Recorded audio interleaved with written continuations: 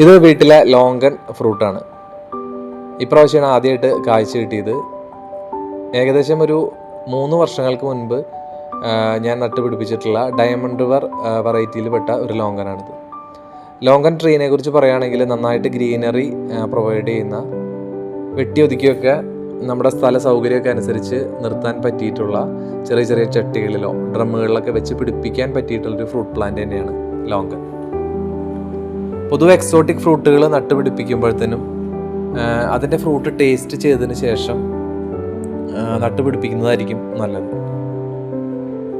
നമ്മുടെ മാർക്കറ്റിൽ നിന്നും കിട്ടുന്ന ഫ്രൂട്ടുകൾ ടേസ്റ്റ് ചെയ്യാതിരിക്കുക.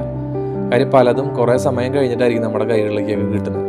അപ്പോൾ നല്ല ഫ്രഷ് ഫ്രൂട്ട് നമുക്ക് എവിടെന്നെങ്കിലും ടേസ്റ്റ് ചെയ്യാനായിട്ടൊരു സാഹചര്യം ഉണ്ടെങ്കിൽ ഏത് എക്സോട്ടിക് ഫ്രൂട്ടിൻ്റെ കാര്യത്തിലായാലും ടേസ്റ്റ് ചെയ്തതിന് ശേഷം നമുക്ക് ഇഷ്ടപ്പെട്ട് നമ്മുടെ തൊടിയിൽ വെക്കണമെന്ന് തോന്നിക്കഴിഞ്ഞാൽ വെച്ചേക്കുക.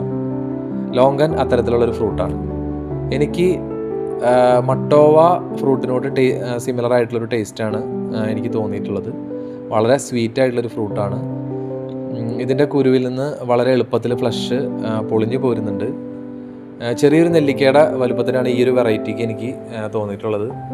ഈ ഒരു ഡയമണ്ട് റിവർ വെറൈറ്റിക്ക് കുരുവിൻ്റെ വലിപ്പം കുറച്ച് കൂടുതലാണ് എന്നുള്ളൊരു അഭിപ്രായം പൊതുവെ ഉണ്ട്. ആ ഒരു അഭിപ്രായത്തോട് ഞാൻ യോജിക്കുന്നുണ്ട്. കുരുവിൻ്റെ വലിപ്പം കുറച്ച് കൂടുതലാണ്. പക്ഷേ ഇന്ന് മാർക്കറ്റിൽ പല വെറൈറ്റികൾ അവൈലബിൾ ആണ്.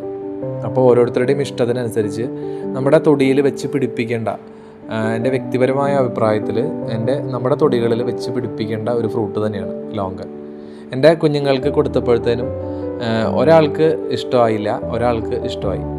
അപ്പോൾ ഓരോരുത്തരുടെ ടേസ്റ്റിനും ഓരോരുത്തരുടെ ഇഷ്ടത്തിനും അനുസരിച്ച് ഫ്രൂട്ട് പ്ലാന്റുകൾ സെലക്ട് ചെയ്യുക. സാധിക്കാവുന്ന എല്ലാവരും നമ്മുടെ തൊടികളിൽ ഈ ഒരു ലോങ്കൻ ഫ്രൂട്ട് ട്രൈ ചെയ്ത് നോക്കുക.